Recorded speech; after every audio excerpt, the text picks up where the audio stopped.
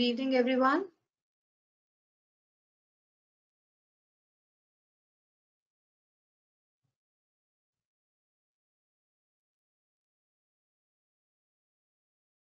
All right. Hope the video, audio, and the screen that I'm sharing is visible.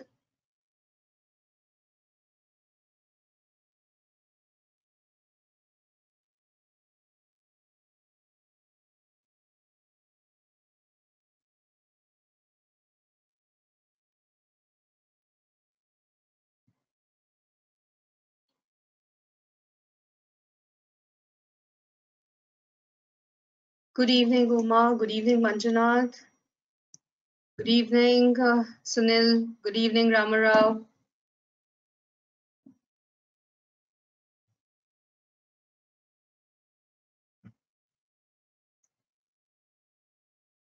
We'll just wait for another 2-3 minutes for everyone to join and then begin with the webinar.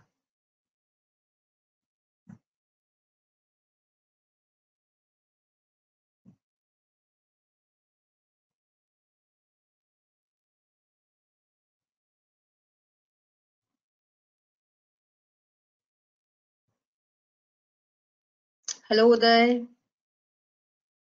Meanwhile, आप सब chat box में mention कर सकते हैं कि आज की trading session कैसी रही? Did you make profits? पिछली session से कोई भी आपके questions? Because I see a lot of you have been there in earlier sessions as well.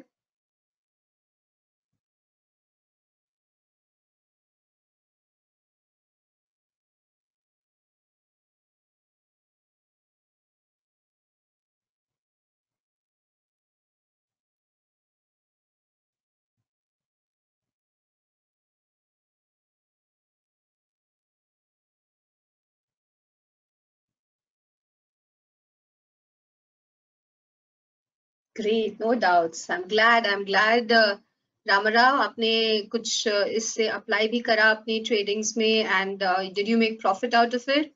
That's great to hear.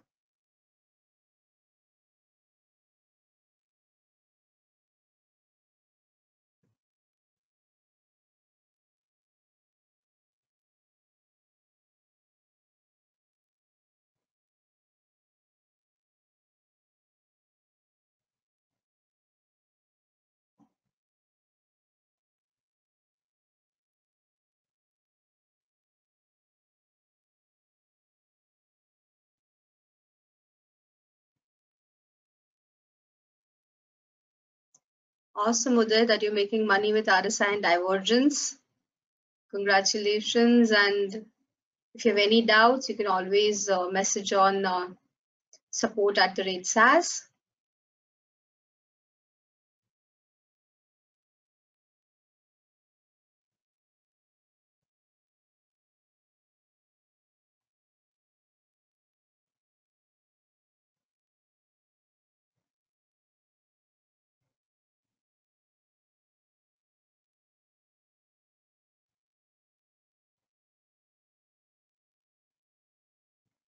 All right, so we reach the 4:05 mark and we'll start with today's session. So without further delay, we'll be talking today about price action strategy using multi-time frame analysis. Today we are going to take the first half part of it. Thursday we have a follow-up session where we'll be taking the second half, and where I'll be also sharing a very good system by Elders, which is a triple screen system by Elder. And in today's session we'll be going through बहुत basic से जो भी हमारे foundations होते हैं to learn about multi-time frame, उसको go through करेंगे हम आज. Before I start the session, just a brief introduction about me. This is Dwani Patel for the ones who are attending for the first time. I'm a SEBI registered research analyst. I'm a co-founder of Finversify. It's a SEBI registered research analyst firm. And I'm also co-founder of MarketFed Analytics, where we are official prep providers with the CMT Association USA. And we also teach a lot on technical analysis and algorithmic trading. And I'm also a guest speaker with ET Now Swadesh, Economic Times, and CNBC. Now, I also want to take this opportunity to extend my congratulations and greetings to SAS Broking, because they finished 10 years of successful, giving services in this industry. So on 1st April 2023, SAS Online has completed 10 years, and on this occasion, they've introduced a 1999 Pro plan. And this plan is very interesting for the reason being that under this plan, they are giving 3.75% bank interest on cash lying in your trading account. So the trading account में free cash पड़ा है, which is also considered जब हम trading की बात करते हैं तो cash position is also a position जिसपे SAS broking ने अब interest देना शुरू करा है. तो 3.75% bank interest is what they will be paying you on the cash lying in your trading account. और इसकी अगर आपको further details जाननी है कि how does this work, what and how to take the opportunity and make the most out of even the free cash lying into your bank on your trading account, not the bank account but the trading account, you can get in touch with the support desk on support@sasonline.in, and they'll be able to guide you कि इसको further आप कैसे कर सकते हो और आपके account में इसको कैसे activate करना है. So a big round of applause for SAS Broking to come up with such a proactive step for traders. Now coming back to again today's session, right? आज की सेशन में हम लोग जो बात करने वाले हैं वो है प्राइस एक्शन की. Now, before I go further in the details of the session कि हम लोग क्या क्या cover करने वाले हैं, very quickly into the chat box, I would love to have replies कि आप में से कितने लोग, how many of you are using charts for trading purpose, and how many of you are following plain simple price action. मतलब सिर्फ price देख के आप में से कितने लोग मार्केट में इन्वेस्ट करते हैं या ट्रेड करते हैं. So just quickly, let's put it down into the chat box so that I have an idea कि price को कितनी importance दी जाती है.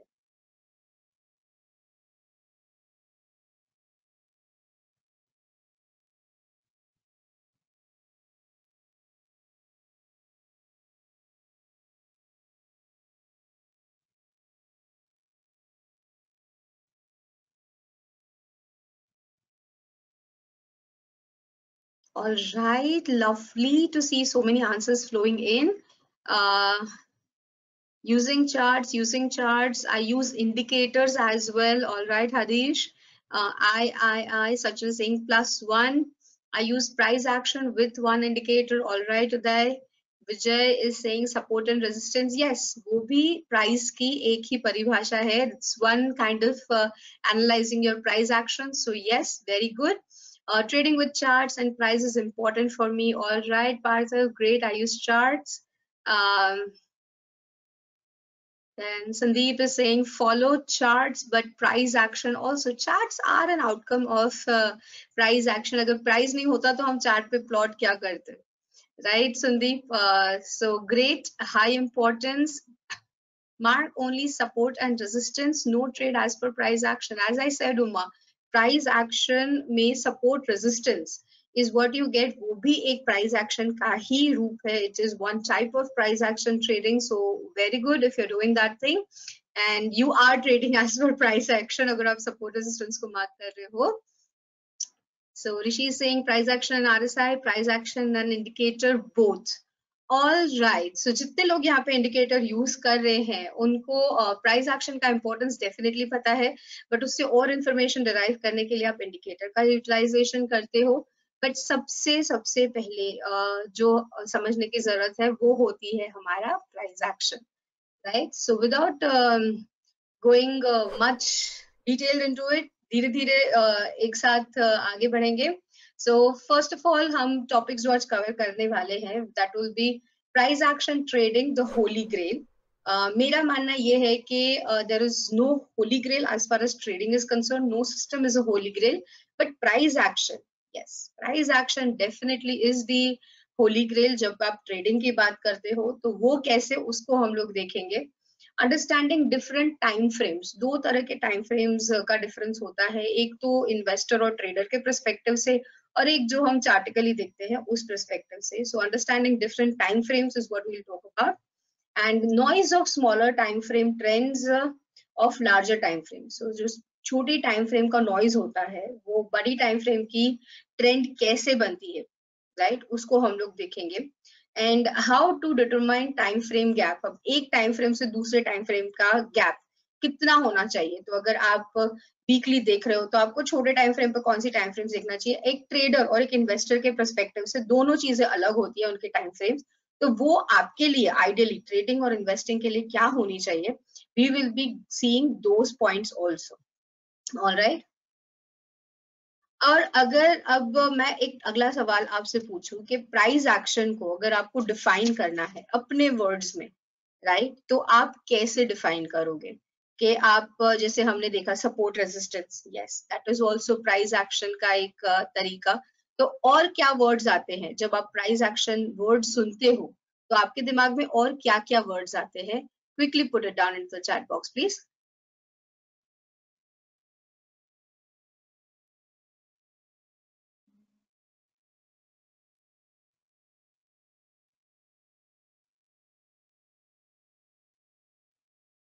Great candlesticks, very nice.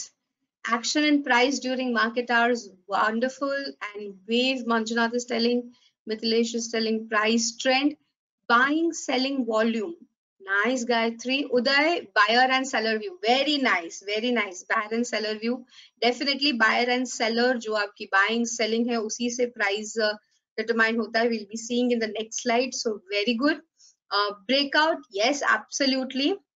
Harish is saying I really don't understand price action. All right Harish, तो आपके लिए ये session काफी इंपॉर्टेंट और इंटरेस्टिंग रहेगा क्योंकि प्राइस एक्शन अगर आपको समझ में आ गया तो that is enough to make money in markets. Support and resistance, support and resistance, trend line, candlesticks, lovely. So काफी हद तक सबको प्राइस एक्शन का जो एक बेसिक सा फंडा होता है वो पता है. जब आप कैंडलस्टिक की बात करते हो, आप बायर और सेलर्स की बात कर रहे हो, आप ब्रेकआउट की बात कर रहे हो, आप सपोर्ट रेजिस्टेंस की बात कर रहे हो. So all of this is yes price action. You are trying to understand कि आपका जो प्राइस है, वो जो भाव बोलते हैं, वो कैसे बिहेव कर रहा है. So coming down to the first slide of the day, price action the holy grail जो हम बोलते हैं, वो कैसे है. भाव भगवान છે, ગુજરાતીમાં બહુ જ પ્રોમિનન્ટ કહાવત છે. And being a Gujarati, I cannot miss on this thing. So price is God, भाव भगवान છે. Everything comprises of the the value. price का मतलब क्या होता है. price का मतलब होता है value. कि एक पॉइंट ऑफ टाइम पे एक बायर और एक सेलर एक किसी भी कमोडिटी को लेके उसकी वैल्यू क्या डिटरमाइन करते हैं, क्या देना चाहते हैं, तो वो आपका होता है प्राइस. किसी भी न्यूज के आने से पहले जो सबसे पहले आपको देखने को मिलता है वो है प्राइस एक्शन. अब जैसे आज के दिन में ही Wonderla was one of a stock pick where उसके अंदर जो प्राइस एक्शन था वो काफी अच्छा एक प्राइस एक्शन हमें देखने को मिल रहा था. और उसके बाद we have also got the news that they are coming up with new theme parks and they are intending to raise up funds in investing into these theme parks in northeast side of the country. So expansion mode में चल रहा है वंडरला और वो हमें price action में clearly दिखाई दे रहा था. तो प्राइस जो होती है वो आपके कोई भी FII इन्वेस्टमेंट्स को कंसिडर कर लीजिए, आप इनसाइडर न्यूज को कंसिडर कर लिए. हर किसी को अगर इसी न्यूज का फायदा उठाने आना है तो वो कहाँ पे आएगा, वो मार्केट में आएगा. और मार्केट में उसे सबसे पहले किस चीज से डील करना पड़ेगा, तो उसे प्राइस एक्शन से डील करना पड़ेगा क्योंकि वो एक प्राइस देने को रेडी होगा. तो उस पे आपका ट्रेड पंच होगा और वो ट्रेड अगर आपका पंच हुआ तो वो आपको कहाँ दिखेगा, वो आपको चार्ट में दिखेगा. इसीलिए सबसे पहले प्राइस को समझना जरूरी है. अगर आपको प्राइस कुछ बता रहा है that means that something is going on, तो वो स्टॉक्स आपके रडार पे होने चाहिए, राइट. अब सबसे पहले आ जाते हैं प्राइस कहाँ से आता है. जैसे कि मैंने कहा कोई सेल करना चाहता है, कोई बाय करना चाहता है, राइट तो उसी बेसिस पे हमारा एक प्राइस पॉइंट डिराइव होता है. So where your buyer meets your seller, your demand meets your supply, your buying pressure meets the selling pressure, जो भी आप उसको प्राइस और क्वांटिटी बोल दीजिए ऑर्डर बुक में, तो वो जब मीट करता है तो that is your price action and that is your price. कि एक कमोडिटी के लिए 5 रुपए देने के लिए आप रेडी हो. जैसे हम पुराने जमाने में रिलॉल्स का एक पेन यूज करते थे, right. I still have those and इसका अगर कोई मुझे बोले 5 रुपए देना है तो I am like fine. So I have one quantity, I am ready to pay 5 rupees. That's a price, that's good to me. But इसी प्राइस को अगर कोई मेरे को बोलेगा 7 रुपीज हो गया है तो ठीक है, चलो, still it's a sentiment value, I am ready to pay on this thing. But अगर कोई मुझे बोले 15 रुपए हो गया है रेनॉल्ड्स का पेन, तो मैं नहीं लूंगी शायद, क्योंकि 15 रुपए जितनी सेंटिमेंट मेरी इसके साथ जुड़ी हुई नहीं है, राइट. तो ये एक डिमांड और सप्लाई का खेल होता है जो प्राइस एक्शन हम बोला जाते हैं. And your this is where everything boils down to. Maybe it's a news, it's an insider news, it's a new unit or a manufacturing unit that is starting for a company. Every fundamental news, that is all boiling down to price action. Fundamental news की बात करूँ तो IT companies के अब result आने वाले हैं, right. TCS के रिजल्ट एक्सपेक्टेड है. आज हमने देखा overall IT sector, it was a very muted performance, right. Overall हमें ज्यादा मोमेंटम वहां पे विटनेस करने नहीं मिला है. और हम ओवरऑल देखते आ रहे हैं कि जब भी IT स्टॉक्स के रिजल्ट आते हैं तो अगर इसके बहुत अच्छे भी रिजल्ट्स आते हैं तो we have seen a downfall into it. So there was a very very muted reaction as far as prices were concerned. So this is what is your price action and your demand meets your supply. अब इसके अंदर support और resistance पे आ जाते हैं, जो काफी लोगों ने यहाँ पे बोला है कि सपोर्ट और रेजिस्टेंस का काम करता है प्राइस एक्शन. सो यस, जब आपका डिमांड, राइट, बहुत ज्यादा बढ़ जाता है तो वो क्या करता है, रेजिस्टेंस को ब्रेक कर जाता है. मतलब आप उसके लिए और ज्यादा देने को रेडी हो. जैसे मैंने रेनॉल्ड्स का एग्जांपल लिया था कि 5 की जगह 7 रुपए भी कर दिया तो मेरी सेंटिमेंट जुड़ी हुई है, right. I will still go and buy it. तो 5 to 7 it broke the resistance of 5, तो प्राइसेस ऊपर गए, राइट. वो बढ़ा बढ़ा के भी अगर कितने भी ले जाएंगे, बट 15 रुपए पे मैं इसको लेना नहीं चाहूंगी. That is where the supply will be there, because demand fizz out हो जा रहा है. तो वो क्या करेगा, वो फिर नीचे गिराना शुरू कर देगा प्राइस को. तो यही होता है प्राइस एक्शन में. जब आपका डिमांड बढ़ने लगता है तो ऊपर के जो रेजिस्टेंस लेवल होते हैं वो वहां पे ब्रेक होने शुरू हो जाते हैं. तभी हम वॉल्यूम्स की भी बात करते हैं कि उसके अंदर स्ट्रेंथ कितनी है. Price action, price is first, volume is he secondary confirmation. अगर किसी ने डाउ थ्योरी यहाँ पे पढ़ी है तो that brings me again to a very curious question. कितने लोग जो यहाँ पे चार्ट्स यूज कर रहे हैं, कैंडल स्टिक्स के बारे में बात कर रहे हैं, कितनों ने डाउ थ्योरी पढ़ी हुई है? जस्ट पुट अ येस और a no into the chat box.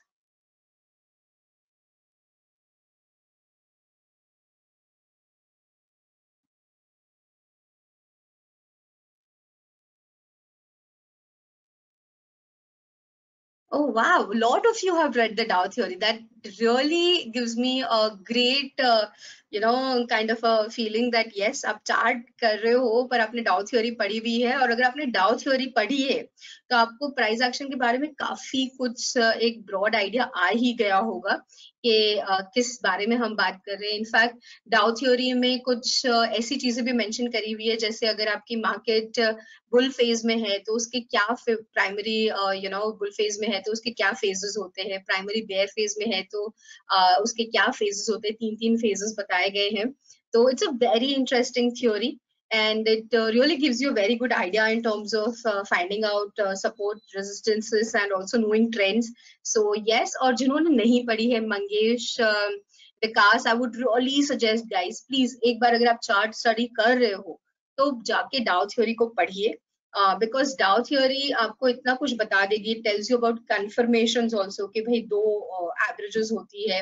जब बनाई गई थी तब देयर वर 2 एवरेजेस, तो उनकी कन्फर्मेशन भी बहुत जरूरी होती है. जैसे निफ्टी और बैंक निफ्टी की बात करते हैं, अगर दोनों एक साथ नहीं चल रही है तो there is something fishy. But अगर दोनों साथ में चल रही है तो यस, आपका मोमेंटम और ज्यादा बढ़ जाता है on the bullish side.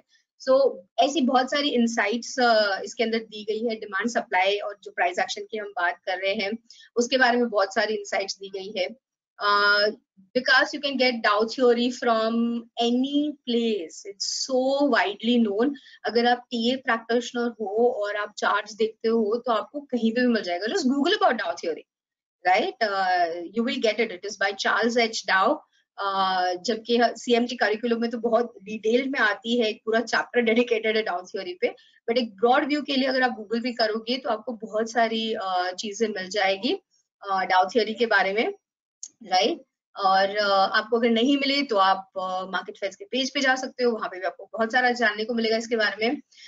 Coming back again to the same thing. So demand और सप्लाई की हम बात कर रहे थे कि डिमांड जब बढ़ती है हमारी तो रेजिस्टेंसेस ब्रेक होती है, जो कि हमने देखा था डाउ थ्योरी के बारे में जब हम बात कर रहे थे तब. और दूसरा सप्लाई, राइट? जो सप्लाई होता है वो अगर बढ़ जाता है डिमांड से ज्यादा तो क्या होता है, आपके नीचे के सपोर्ट लेवल्स ब्रेक होना शुरू हो जाते हैं. So this is where demand और सप्लाई मीट होता है तो एक प्राइस पॉइंट डिसाइड होता है. बट जैसे ही डिमांड आपका बढ़ने लगता है तो रेजिस्टेंस ब्रेक होते हैं, न्यू हाइज बनते हैं, न्यू मेंटालिटीज क्रिएट होती है, लोग उसी चीज के लिए ज्यादा पैसे देने को रेडी है.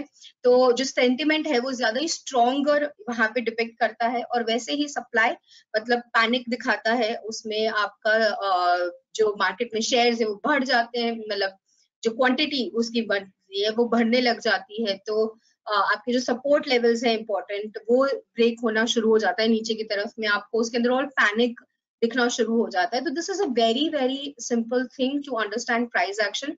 अब थोड़ा चार्ट्स पे चलते हैं. काफी हमने स्टॉक्स के बारे में बात कर ली, थ्योरी के बारे में बात कर ली, चार्ट्स पे चलते हैं. कुछ चार्ट्स की जब हम बात करते हैं तो जैसे मैंने वंडरला का एग्जांपल लिया था, राइट? तो I like to open up that chart कि वंडरला के अंदर क्या हो रहा था. वंडरला हॉलीडेज पे चलते हैं. सो काफी टाइम से अगर हम देख रहे हैं तो इसके अंदर एक म्यूटेड रिएक्शन देखने को मिल रहा था. हाँ, काफी वॉलेटाइल स्टॉक है, बट इसने जो ये एक अपसाइड मूवमेंट यहाँ पे दिया था 2022 अगस्त में, उसके बाद इट वेंट अप और उसके बाद कोई मूवमेंट देखने को नहीं मिल रहा था. अभी यहाँ पे इसने एक बॉटम, ये जो गैप अप करा था, तो हमने अगर पहले का आपने कोई सेशन अटेंड करा है तो हमने गैप्स के बारे में बात करा था. तो गैप्स के बारे में कि गैप्स बहुत ही इंपॉर्टेंट सपोर्ट और रेजिस्टेंस लेवल की तरह काम करते हैं. तो उसी चीज को हमें यहाँ पे प्राइस एक्शन में देखने को मिला कि ये जो एक इसने गैप बनाया था यहाँ पे, राइट? गैप तो काफी बड़ा था, बट उसी गैप के पास वापस से नीचे की तरफ में इसने एक सपोर्ट लेवल लिया और वहां से ऊपर की तरफ बढ़ा है. And it is doing good over here. And definitely इसके अंदर एक्सपेक्टेड है कि जो स्टॉक है वो एक आपको 530 के नेक्स्ट स्विंग हाइज तक लेके जा सकता है. ओवरऑल वीकली चार्ट्स पे अगर हम इसको देखते हैं तो वीकली पे भी हमें एक बहुत अच्छा यहाँ पे मोमेंटम विटनेस करने को मिला है. और मैंने सिर्फ एक फिबोनाची एक्सटेंशन लेके नेक्स्ट टारगेट्स यहाँ पे इसके डिसाइड करे हैं. तो this is how your price action works out. उसके अलावा I would like you to put across some stocks which you are looking up at, and उसके बारे में हम देखेंगे कि what are the kind of support and resistance levels we are getting there, what is the price action talking about there. तो आपको थोड़ा एक रिलेट करने मिल जाएगा, you will understand what we are talking about here. तब तक मैं यहाँ पे TCS का एग्जांपल ले लेती हूँ क्योंकि रिजल्ट्स है इसके अंदर, हमें क्या करना चाहिए हमें पता होना चाहिए. सो अगर हम इसके डेली स्टार्ट पे लेके चलते हैं, राइट? तो TCS में हमें यहाँ पे देखने को मिल रहा है कि कोई भी एक यहाँ पे अपसाइड का मोमेंटम नहीं बना है. ओवरऑल सिर्फ और सिर्फ प्राइस एक्शन की यहाँ पे बात करते हैं तो यहाँ से एक डाउनवर्ड चैनल बना था, साइडवेज मोमेंटम चल रहा है, कोई एक इसके अंदर साइड नहीं है. प्रीवियस स्विंग जो इसने लो बनाए थे यहाँ पे उसको भी हम उससे नीचे की तरफ में ही ट्रेड कर रहे हैं. तो डेफिनेटली इसकी जो रिजल्ट आएगी वो चाहे पॉजिटिव आए या उसके अंदर म्यूटेड रिजल्ट आए तो वी विल स्टिल सी कि इसके अंदर एक ज्यादा अपसाइड मोमेंटम अभी कोई भी देखने को नहीं मिल रहा है. डाउनसाइड का ही जो है वो ट्रेंड बना हुआ है एंड विल कंटिन्यू. नीचे की तरफ में आपको 3090 का लेवल है, वो एक बहुत इंपॉर्टेंट लेवल बनता है. तो जैसे हमने बोला था डिमांड मीट सप्लाई, यहाँ पे नीचे की तरफ में इन दिस पर्टिकुलर जोन अगर इससे प्राइसेस नीचे नहीं जाने दी है, मतलब वहां पे जाके डिमांड आ रही है, लोग वहां से लेने को तैयार है, तो आपका डिमांड वहां पे आ रहा है, तो 390 का लेवल है वो बहुत काफी इंपॉर्टेंट हो जाएगा 3090 का. कि उसके नीचे अगर गया तो क्या होगा, जो बायर्स वहां से बैठे थे उनके वहां पे ट्रेड्स में प्रॉब्लम आनी शुरू हो जाएगी, मार्जिन ट्रिगर हो सकती है, या फिर उनकी जो साइकोलॉजी है वो चेंज हो सकती है। तो यस, वो नीचे की तरफ में और जाएगा। सो 3090 is a very important level for TCS over here. कोई भी एक अपसाइड का ट्रेंड अब इसके अंदर कंटिन्यू करने के लिए हम देख रहे हैं लास्ट 2 ही कैंडल्स को अगर हम देखें तो आपको क्या देखने मिल रहा है कि फर्स्ट कल की सेशन में इसने हाई बनाया था 3272 का, उसके बाद आज की सेशन में उसी लेवल के पास इसने वापस से हाई बनाया 3272 का। सो 3272 लास्ट 2 सेशन में वो लेवल जो है वो एक सप्लाई की तरह काम कर रहा है कि वहां पे जाके आपकी सप्लाई बढ़ जा रही है, तो वो उसको ब्रेक नहीं कर पा रहा है, डिमांड नहीं आ पा रही है। जैसे ही उसके ऊपर डिमांड आएगी तो आपको एक बुलिश साइड का ट्रेड वहां पे दे सकते हैं, बट जब तक वो ऊपर की तरफ में नहीं होता है तो we will go with the primary trend जो नीचे की तरफ का है, और नीचे की तरफ आपको 3090 तक का एक लेवल देखने को इसके अंदर मिल सकता है। This is what is price action, कि आपको प्रीवियस प्राइस के बेसिस पे क्या एक्शन दिखता हुआ एक्शन बनता हुआ दिख रहा है। अगर कैंडलस्टिक की भी बात करो तो अगर हम यहाँ पे देख रहे हैं अभी आज की सेशन में हमें देखने को मिला है कि पहले की प्रीवियस डे की जो पूरी कैंडल बनी हुई थी उसको आज की कैंडल ने पूरा एनगल्फ कर दिया, पूरा खा लिया है। उसकी जो रेंज बनी है राइट प्रीवियस डे की, उसको आज की कैंडल ने पूरा उसके अंदर ले लिया है। तो सेलर्स का जो पावर होता है वो बहुत ही ज्यादा था, right. This is what is price action. अगर आप इसी एक सिंपल चीज को अपने ट्रेडिंग टेक्निक्स में, आप अपने रेगुलर इन्वेस्टमेंट्स में डालना शुरू कर लोगे तो काफी सारी चीजें सिंपल हो जाती है उसके बाद। उसके अलावा we have got some good stock coming in. Reliance काफी टाइम से I also have it on my radar. इसके अंदर मेरा एक बेरिश साइड का व्यू बनता है क्योंकि ओवरऑल डेलीज पे नीचे की तरफ चल रहा है, there is no upside that we are seeing over here, right. And ये जो एक गैप यहाँ पे बना था, राइट, उसी गैप को यहाँ पे कॉन्स्टेंटली एक रेजिस्टेंस मान के चला जा रहा है। जैसे ही 2355 का लेवल ऊपर की तरफ में क्रॉस करेगा तो इसके अंदर डिमांड आएगी and we will see further upside, but जब तक वो नहीं आ रहा है तो the move should continue on the down side, क्योंकि प्राइमरी ट्रेंड इसका क्या है, बेरिश साइड का है, राइट। तो इसके अंदर डेफिनेटली एक बेरिश अभी फिलहाल बना हुआ है। मार्केट ओवरऑल बुलिश सेंटिमेंट में है। निफ्टी का अगर हम बात करते हैं तो निफ्टी ओवरऑल बुलिश सेंटिमेंट में है, बट 17,800 का लेवल निफ्टी पे काफी इंपॉर्टेंट हो जाता है। तो अगर निफ्टी ने 17,800 का लेवल यहाँ पे क्रॉस नहीं करा है तो यस एक थोड़ा सा कॉशियस यहाँ पे बनेगा उसके बाद। बट अगर 17,800 के ऊपर हम क्रॉस कर जा रहे हैं निफ्टी में तो yes we will be seeing further upward momentum coming in. ये नीचे की तरफ का एक रिग्रेशन चैनल जो मैंने बनाया था वो करीब यहाँ पे हमें देखने मिल रहा है कि it's almost 800 points of a regression channel which is like 5% का एक डाउन मूव बना हुआ है।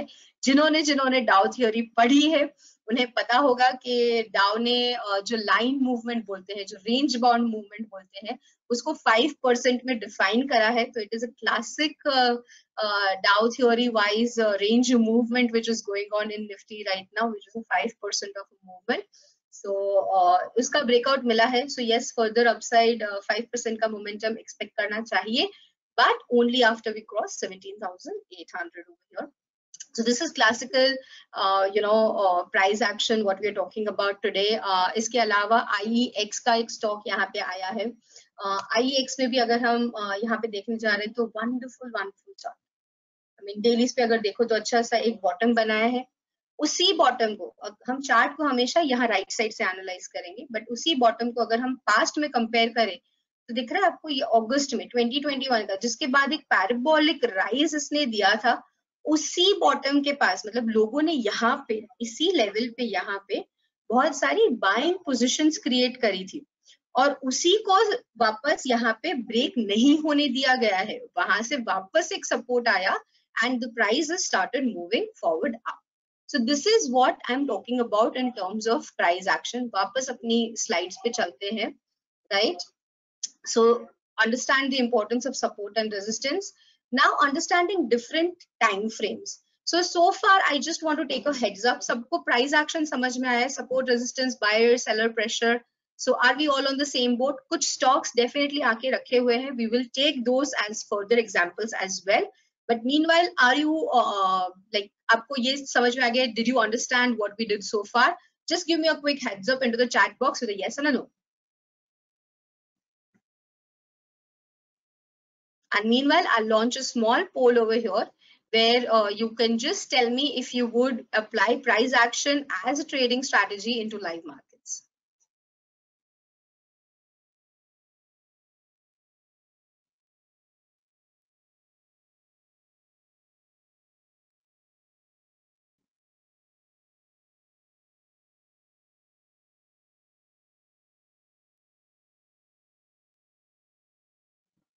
All right. Yes, yes, yes. I'm glad सबको समझ में आया what we're talking about in terms of price action here. And trust me, guys, this is definitely a holy grail. अगर आपको demand, supply और price action समझ में आ गया है, मतलब आप आधी जंग तो यहीं पे जीत चुके हो as far as trading is concerned.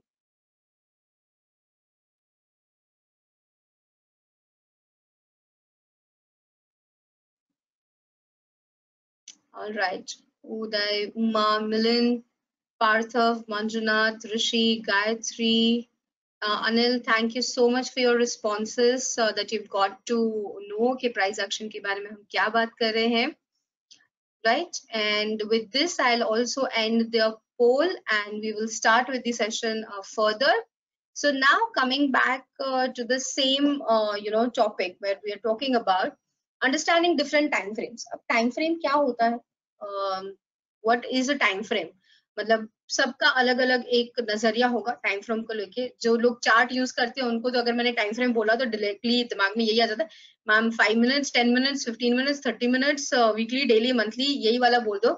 But time frame जो होता है वो इन्वेस्टर और ट्रेडर के पॉइंट ऑफ व्यू से भी होता है कि कितना टाइम आप मार्केट में पार्टिसिपेंट रहे हो. उसी पे काफी चीजें डिपेंड करती है कि कौन सी टाइम फ्रेम का चार्ट आपको देखना चाहिए. क्या आप इंट्राडे ट्रेडर हो, राइट? क्या आप स्विंग ट्रेडर हो? क्या आप पोजिशनल ट्रेडर हो? क्या आप बाय एंड होल्ड इन्वेस्टर हो? सो अगेन अ क्वेश्चन, और मुझे बहुत अच्छा लगता है जब आपके रिस्पॉन्सेस आते हैं. So can you all quickly write it down into the chat box, so मुझे पता भी चले कि ज्यादातर लोग यहाँ पे क्या प्रेफर करते हैं. Out of the 4 trader and investor category, categorize yourself as one. किस हिसाब की ट्रेडिंग आप पसंद करते हो और कौन सी ट्रेडिंग ने आपको प्रॉफिट दी है उसको भी ध्यान में रखिएगा, क्योंकि सबको इंट्राडे ट्रेडिंग पसंद होती है, बट इंट्राडे ट्रेडिंग में प्रॉफिटेबल इंट्राडे ट्रेडर्स कितने होते हैं वो एक बहुत बड़ा क्वेश्चन बन जाता है.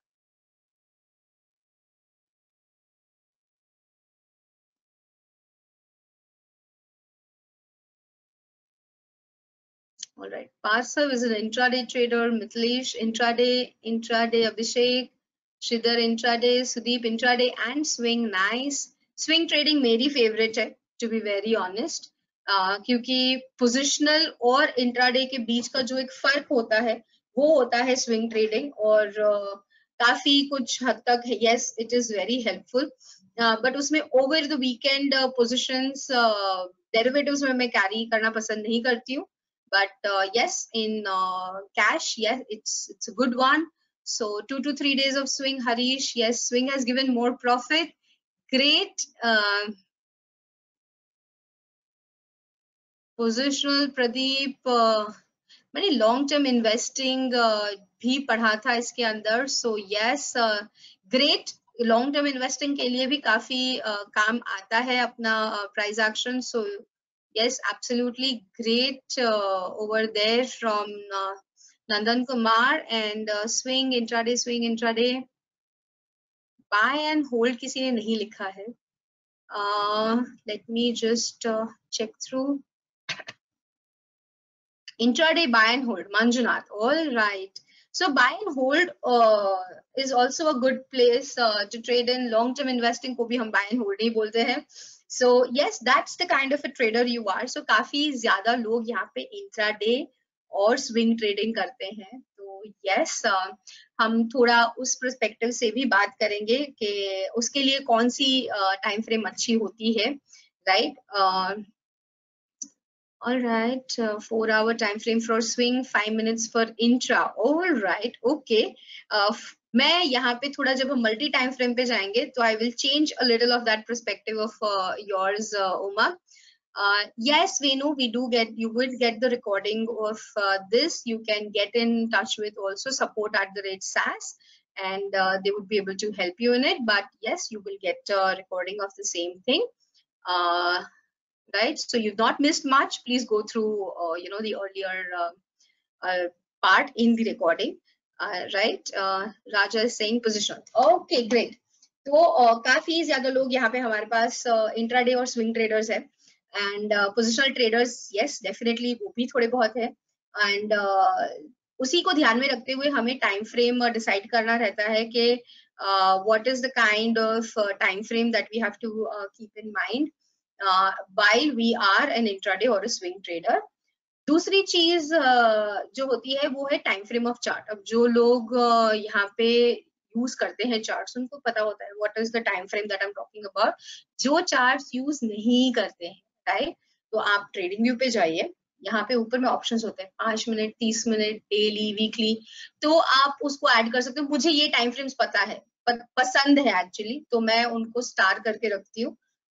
So I prefer 5 minutes, 30 minutes, daily and weekly. Weekly से ऊपर का एक व्यू अगर मुझे लेना होता है तो I'll go and select myself. But ज्यादातर these are the most used time frames for me.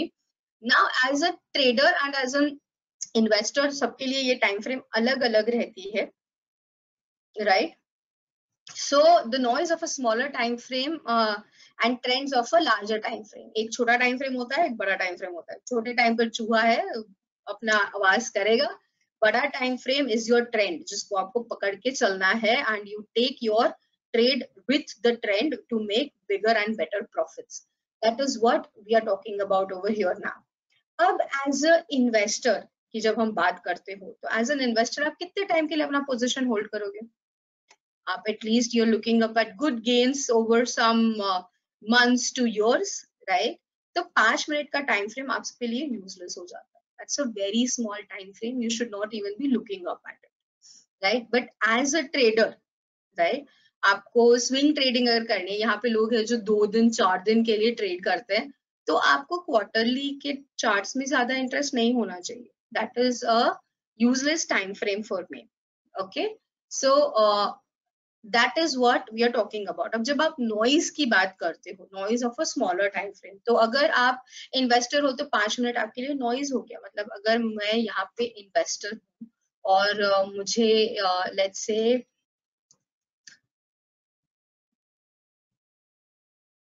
जो हमें स्टॉक नेम्स आए थे उसी में से हम एक स्टॉक नेम पिक करेंगे, so we also get a view of that stock.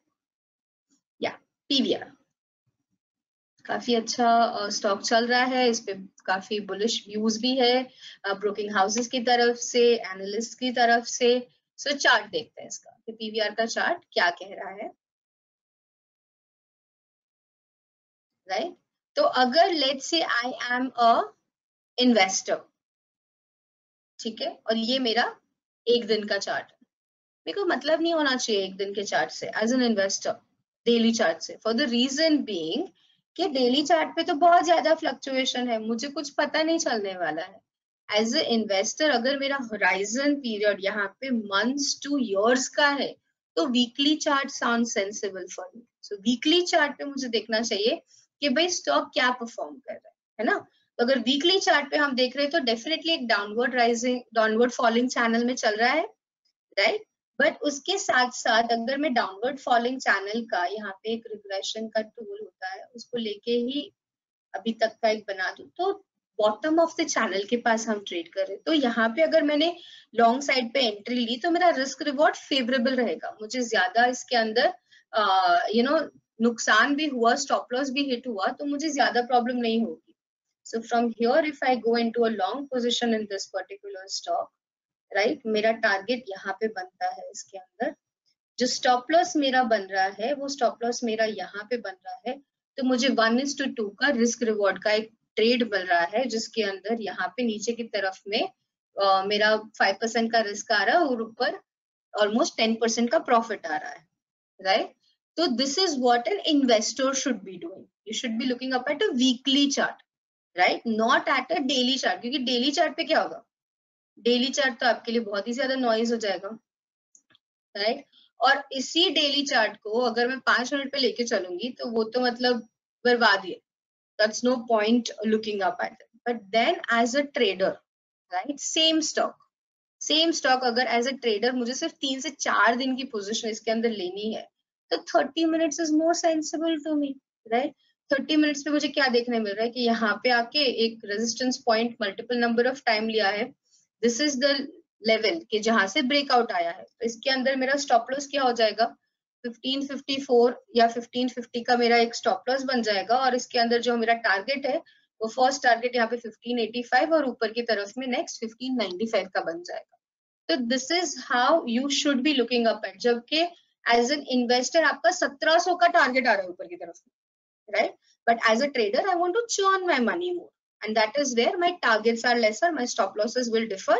तो मुझे उस हिसाब की टाइम फ्रेम देखनी चाहिए। So this is what I am trying to explain over here कि छोटे टाइम फ्रेम और बड़े टाइम फ्रेम का ये होता है कि आपको नॉइज को निकालना होता है।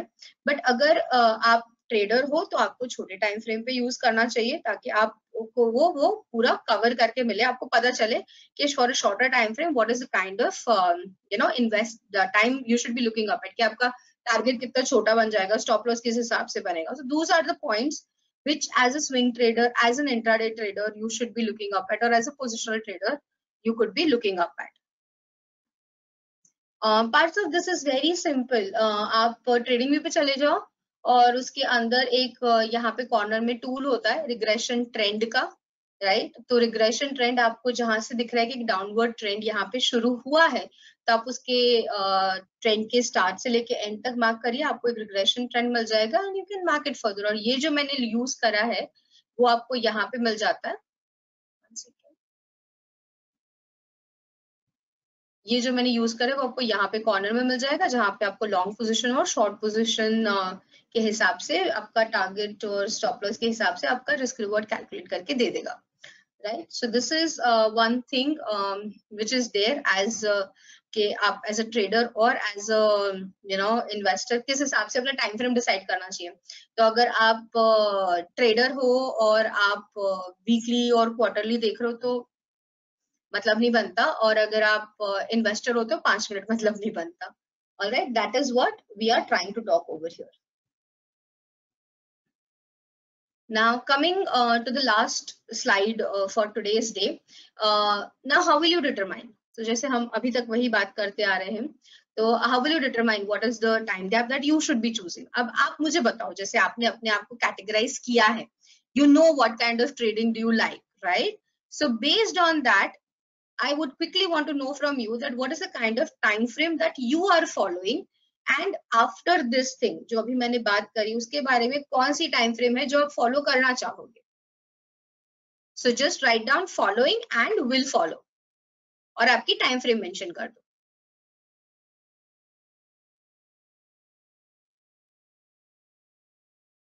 Okay, Mithilesh is saying intraday 30 minutes to 2 hours.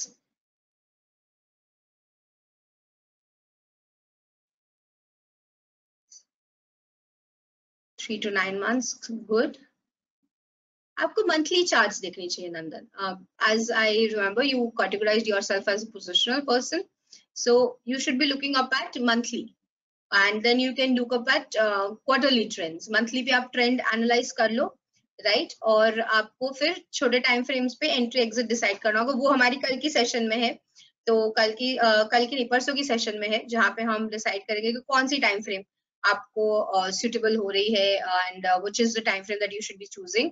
But as of now, what in today's session we did to summarize that, meanwhile that you're giving your answers, to summarize that, first of all price action, support resistance समझना काफी important होता है, जिसके basis पे हमें बहुत सारी चीजें पता चलती है। उसके बाद हमने देखा कि प्राइस एक्शन के बाद हमने देखा कि next is different time frames. तो क्या क्या डिफरेंट टाइप के time frames as an investor, as a trader, as a intraday trader, swing trader, positional trader, आपके डिफरेंट टाइम फ्रेम्स होने चाहिए। So that is what we got to know. Noise के बारे में हमें पता चला कि छोटे ट्रेंड्स, छोटे टाइम फ्रेम होते हैं वो नॉइज किस लिए होते हैं, बड़े टाइम फ्रेम्स पे हमें बड़े ट्रेंड्स पता चलते हैं। तो इन्वेस्टर्स के लिए bigger time frames are useful, For traders, smaller time frames are useful. और एक टाइम फ्रेम से दूसरे टाइम फ्रेम का गैप कितना होना चाहिए, राइट? तो वो हम एक डिटेल्ड में, एक छोटा सा मैं आपको यहाँ पे हिंट दे देती हूँ कि 1/4 जो होता है, हमने एक बार मूविंग एवरेजेस के बारे में बात की, 1/4 का जो गैप होता है वो हर एक टाइम फ्रेम के बीच में आपका होना चाहिए. तो अगर यहाँ पे let's say we have got a lot of answers now, so coming back to the same thing, intraday, Parthav is saying intraday and you use 15 minutes, right? तो अब 15 minutes पे यहाँ पे एक और चीज मैं हाईलाइट करना चाहूंगी कि पैटर्न्स जो होती है ना, बार चार्ट की पैटर्न्स, जैसे आपके ट्रायंगल हो गए, डबल टॉप हो गए, हेड एंड शोल्डर्स हो गए, आपके राउंडिंग फॉर्मेशंस हो गए, इनका एक आपने अगर ये बुक पढ़ी है, राइट, ट्रेडिंग पैटर्न्स बाय बुल्स्कोवस्की, उसके अंदर एक छोटा सा वहां पे मेंशन करा गया है that what will be the time frame in which your target will be achieved, right? And how much percentage of target will also be achieved. तो उस बुक के अंदर ये चीज मेंशन करी गई है. I'll just give you a brief out of it कि अगर आपका pattern has formed over let's say 2 months, right? So उसका हाफ या 1/3 टाइम पीरियड लगना चाहिए आपको उसका टारगेट अचीव करने में. तो अगर 2 महीने पे वो पैटर्न बनी है तो नेक्स्ट 1 मंथ में उसका टारगेट अचीव होगा. नेक्स्ट 1 मंथ या फिर आप 2 महीने मतलब आपके हो गए कितने ट्रेडिंग सेशंस, 20-20-40, तो 1/3 ले लीजिए उसका. तो विद इन 15 टू आपके नेक्स्ट 20 डेज उसका टारगेट अचीव होना चाहिए. तो अब उसी हिसाब से, अब now I am giving you one more perspective, उस हिसाब से अगर आप सोचो, तो अगर आप स्विंग ट्रेडर हो, आपको 3 या 4 दिन की पोजीशन लेनी है, राइट? तो उसको आप बैकवर्क करो कि आपको 4 दिन की अगर पोजीशन लेनी है, कोई पैटर्न ब्रेकआउट आ रहा है which is also price action, क्योंकि पैटर्न किससे बनता है, एक सपोर्ट लाइन होता है, एक रेजिस्टेंस लाइन होता है. This can be sloping in either of the direction. आप 2 स्लोपिंग बना के ट्रायंगल कर लो, आप नीचे राउंडिंग करके राउंडिंग बॉटम बना दो, तो ultimately that is also price action, क्योंकि बायर सेलर से ही बनता है वो चीज. तो अगर आपको 4 दिन की पोजीशन लेनी है which we is talking about, what is the time frame you should go down to, right? So now try to think in a different perspective, do a back work of it, and you will understand what is your ideal time frame, right? So this is a hint of what we are going to do into the next session कि हम ऐसे ही कुछ patterns को देखेंगे और उससे हम बैकवर्क करके ट्राई करेंगे कि एज अ ट्रेडर या एज अ स्विंग ट्रेडर या फिर एज अ इन्वेस्टर मुझे कितनी टाइम फ्रेम को फॉलो करना चाहिए, राइट? अगर वीकली चार्ट्स पे कोई ब्रेकआउट आ रहा है, राइट, तो that will be a position which you are going to take for a number of weeks. That becomes a positional trade for you, right? So if you are taking that, you will understand, you're going back. जैसे उदय ने mention करा है weekly time frame and he is a positional trader, right? तो आपको कुछ weeks का position उसके अंदर मिलेगा. अभी के सिनेरियो में मार्केट में जो मिड कैप स्टॉक्स है वो काफी सारे वीकली चार्ट्स अगर आप उनके देखो तो वहां पे ब्रेकआउट्स मिल रहे हैं. तो these are going to be few weeks of upside positions that you will be getting, right? So now I'm giving you food for thought. इसको आप वर्क करिए, बैक वर्क करिए और आपके नेक्स्ट सेशन में बी प्रिपेयर्ड कि क्या आपकी टाइम फ्रेम है which is ideal for you, right? Now before you leave and we end the session, please I would like to request, put your feedback. How did you find today's session, and would you be joining for the next session on Thursday, and what is something that extra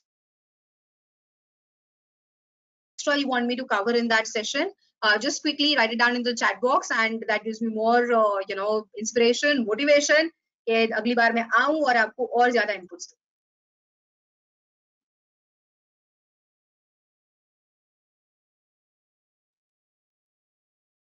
Thank you, Nandan, for joining.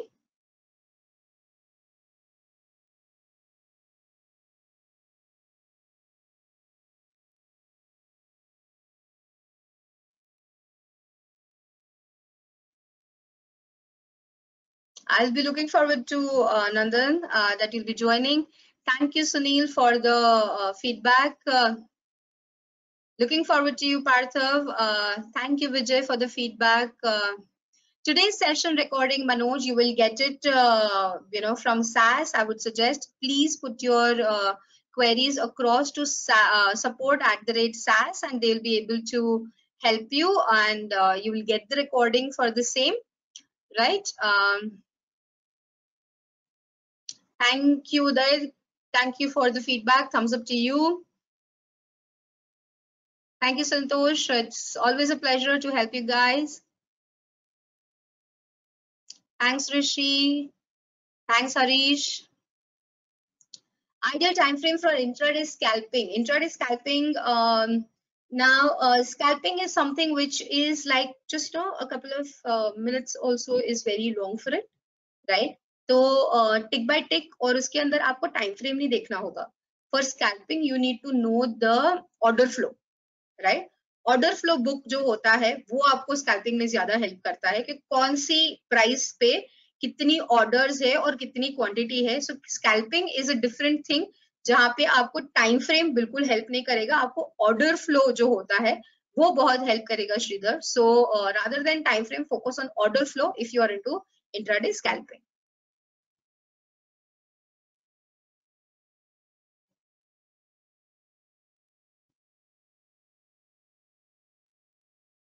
Thank you, Mithilesh.